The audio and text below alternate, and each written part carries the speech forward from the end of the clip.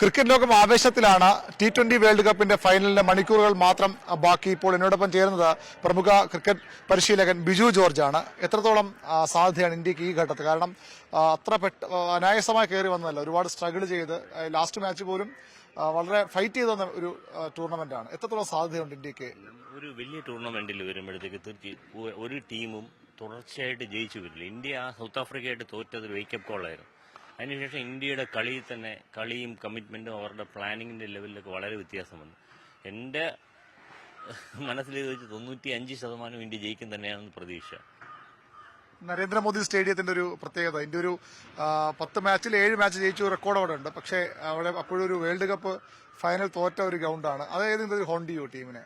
അങ്ങനെ ഒരിക്കലും ഇല്ല. എന്ന് വെച്ച് കഴിഞ്ഞാൽ ഏത് കഴിഞ്ഞ മാച്ച്, കഴിഞ്ഞ ബോൾ, ഇതിനൊന്നും നമുക്ക് പ്രസക്തിയില്ല. നമ്മൾ നേരിടാൻ പോണ ബോൾ, നെക്സ്റ്റ് കളിക്കുന്ന മാച്ച്, ഇതിനെക്കുറിച്ച് മാത്രം ആലോചിക്കും. ഇന്ത്യയും പെർഫെക്റ്റ്ലി എന്ന് പറയുന്ന പീക്കിലാണ്.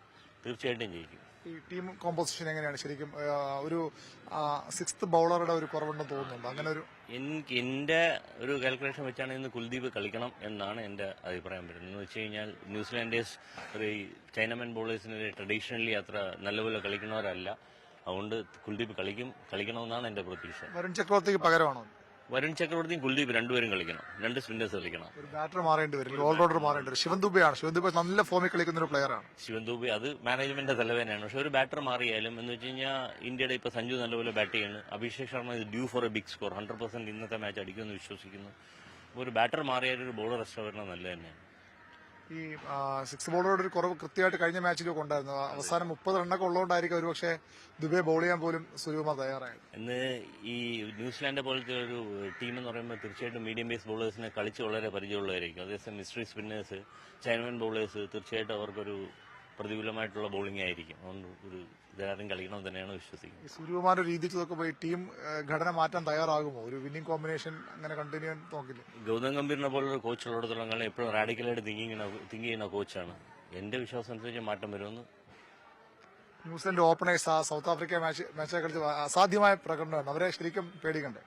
ഫിന്നലനും ടീം സ്റ്റുവർട്ട്, സീഫർട്ടും ഔട്ട്സ്റ്റാൻഡിംഗ് പ്ലേയേഴ്സാണ്. സീഫർട്ടിന്റെ കൂടെ ഞാൻ ഡൽഹി ക്യാപിറ്റൽസിൽ വർക്ക് ചെയ്തിട്ടുണ്ട്. ഇന്നിപ്പോ ഞാൻ KKR രണ്ടുപേരും KKRന്റെ പ്ലേയേഴ്സാണ്. രണ്ട് ഓപ്പണേഴ്സാണ്. ഔട്ട്സ്റ്റാൻഡിംഗ് ആയിട്ട് ചെയ്തു. പക്ഷേ ഇന്ത്യയുടെ ബോളിംഗ് ക്വാളിറ്റി അവരെങ്ങനെ നേരിടും എന്നുള്ളത് കണ്ടു തന്നെ അറിയണം. ഫൈനൽ പ്രഷർ ഉണ്ടാവും സ്വാഭാവികമായിട്ട്. ഒരിക്കലും ഇല്ല. അവർക്ക് ഉണ്ടാവില്ല. അവർക്കുണ്ടാവുമായിരിക്കും, ഇന്ത്യക്ക് ഒരിക്കലും ഇല്ല. വലിയൊരു സ്റ്റേഡിയമാണ്. അപ്പൊ അതിന്റെ ഒരു വൈബ് കൂടി വരുമ്പോൾ സ്റ്റേഡിയം വൈബാണ്. ഭയങ്കര സൗണ്ടാണ്, ഭയങ്കര നോയ്സിയാണ്. പക്ഷെ അതിലൊന്നും ഒരു കാര്യമില്ല. അതിന് കളിക്ക് അതിന്റെ അകത്തിറങ്ങിയാൽ നമ്മൾ സൗണ്ട് പോലും കേൾക്കില്ല. തീർച്ചയായിട്ടും ഇന്ത്യ ജയിക്കുമെന്ന് വിശ്വസിക്കുന്നു.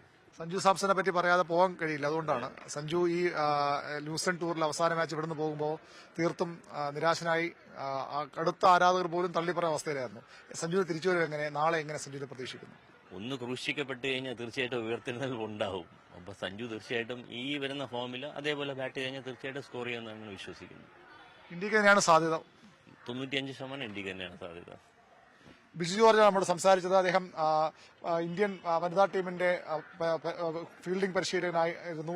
കൊൽക്കത്ത നൈറ്റ് റൈഡേഴ്സിന്റെ ഫീൽഡിംഗ് കോച്ചായിരുന്നു. ഡൽഹി ക്യാപിറ്റൽസിന്റെ ഫീൽഡിംഗ് കോച്ച്. അങ്ങനെ ഇന്ത്യൻ ക്രിക്കറ്റിലെ ഏറ്റവും പ്രധാനപ്പെട്ട പരിശീലക സ്ഥാനത്ത് നിൽക്കുന്ന അദ്ദേഹമാണ് ഇന്ത്യയുടെ ഫൈനൽ മത്സരത്തിലെ സാധ്യതകൾ, ഇന്ത്യൻ ടീമിന്റെ കോമ്പോസിഷൻ എങ്ങനെ ആയിരിക്കുന്ന കാര്യത്തിലൊക്കെ ഒരു അദ്ദേഹത്തിന്റെ അഭിപ്രായം വ്യക്തമാക്കിയത്.